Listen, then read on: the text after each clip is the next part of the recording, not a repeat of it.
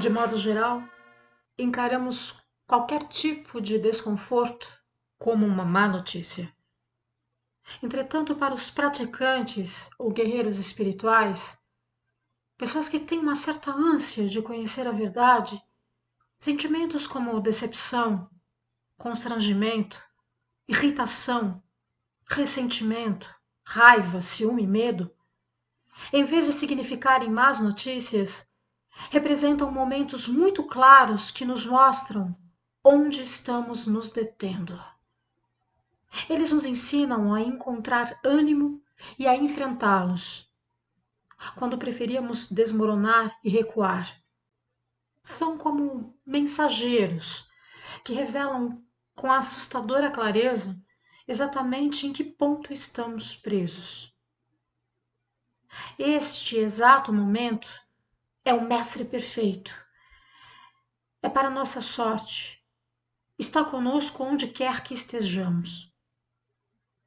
Os acontecimentos e pessoas que desencadeiam nossas questões mal resolvidas poderiam ser vistos como boas notícias. Não precisamos sair em busca de nada. Não precisamos criar situações que nos façam chegar ao limite. Elas ocorrem por si mesmas, com a regularidade de um relógio. Todos os dias nos são dadas inúmeras oportunidades de abertura ou fechamento. A oportunidade mais preciosa se apresenta quando nos deparamos com uma situação com a qual achamos que não sabemos lidar. É demais. Foi longe demais. E nos sentimos mal conosco mesmos. Não há como manipular a situação e sair-se bem dela. Por mais que tentemos, nada funciona. Basicamente, a vida nos pegou. É como se olhássemos para o espelho e víssemos um gorila. O espelho está lá. Nosso reflexo está lá. E o que vemos não é bonito. Tentamos ajustar o ângulo para melhorar a imagem. Mas não importa o que façamos. Ainda nos parecemos como um gorila. Isso é ser pego pela vida. É chegar naquele ponto em que não há outra escolha. É abraçar o que está acontecendo ou empurrar para longe. De modo geral, não encaramos essas situações como ensinamentos. Nós a detestamos automaticamente. Corremos como loucos. Fazemos uso de todo tipo de fuga. Todas as dependências se iniciam no momento em que chegamos ao limite e não podemos suportar isso.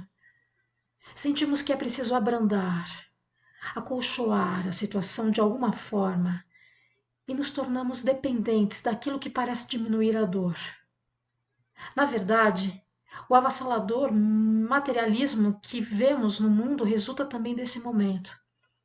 Existem muitas fórmulas destinadas a nos distrair do momento presente, suavizar e atenuar suas ásperas arestas, para não termos de receber o total impacto da dor que surge quando não conseguimos manipular a situação e sair dela com nossa boa imagem intacta.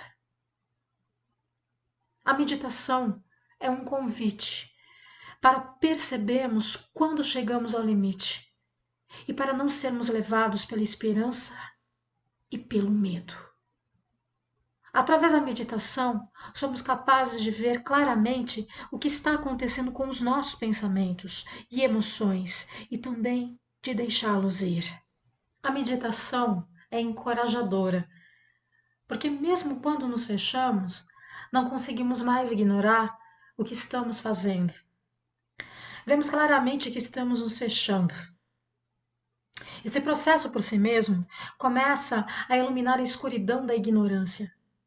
Somos capazes de perceber como fugimos, como nos escondemos e nos mantemos ocupados, tentando impedir que nosso coração seja penetrado.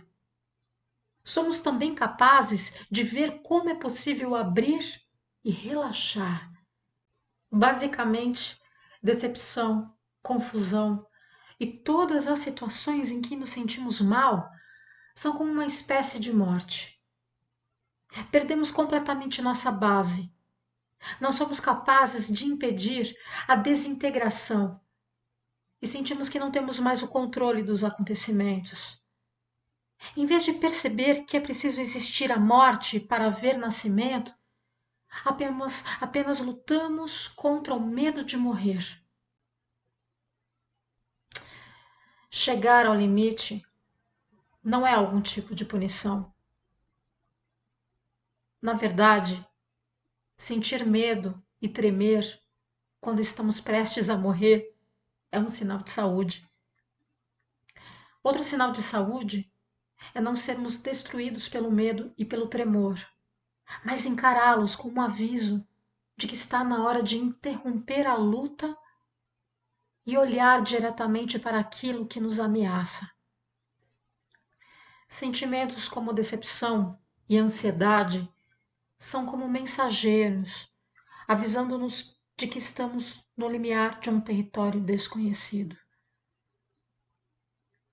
Para alguns de nós, o território desconhecido pode ser a escuridão do armário. Para outros, uma viagem espacial. O que causa esperança e medo em mim é diferente do que provoca os mesmos sentimentos em outras pessoas. Minha tia chega ao seu limite quando muda de lugar um abajur da sua sala. Uma amiga se perde totalmente quando precisa mudar-se para um outro apartamento. Meu vizinho tem medo de altura. Não importa o que nos faz chegar ao limite. A questão é que cedo ou tarde isso acontece a todos nós. A primeira vez em que eu encontrei Trungpa Rinpoche, estávamos em uma classe de alunos da 4ª série que lhe faziam muitas perguntas sobre sua infância no Tibete e a ida para a Índia, fugindo dos comunistas chineses. Um menino perguntou-lhe se havia sentido medo.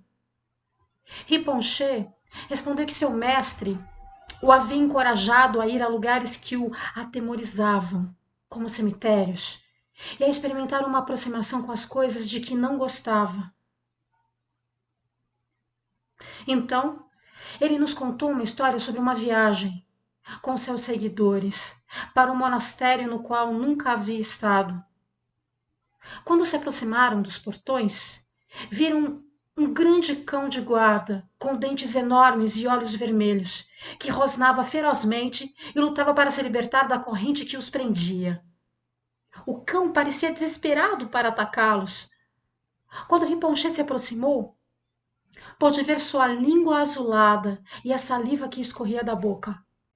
Mantendo boa distância, passaram pelo cachorro e entraram. De repente, a corrente arrebentou e o cão investiu contra eles. Seus companheiros gritaram e ficaram paralisados pelo terror. Rinpoche virou-se e correu o mais rápido possível, exatamente na direção do cachorro. Este ficou tão surpreso que colocou o rabo entre as pernas e fugiu. Podemos encontrar um adversário à nossa altura, em um poodle ou em um cão de guarda furioso. O ponto interessante é: o que vai acontecer em seguida?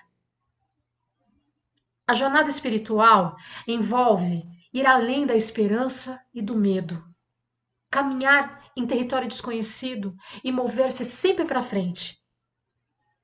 O aspecto mais importante de estar em um caminho espiritual pode ser simplesmente continuar em movimento.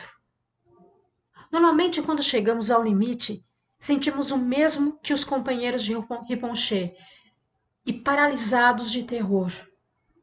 Nosso corpo e mente congelam. Como lidar com a nossa mente no momento em que encontramos um adversário à nossa altura?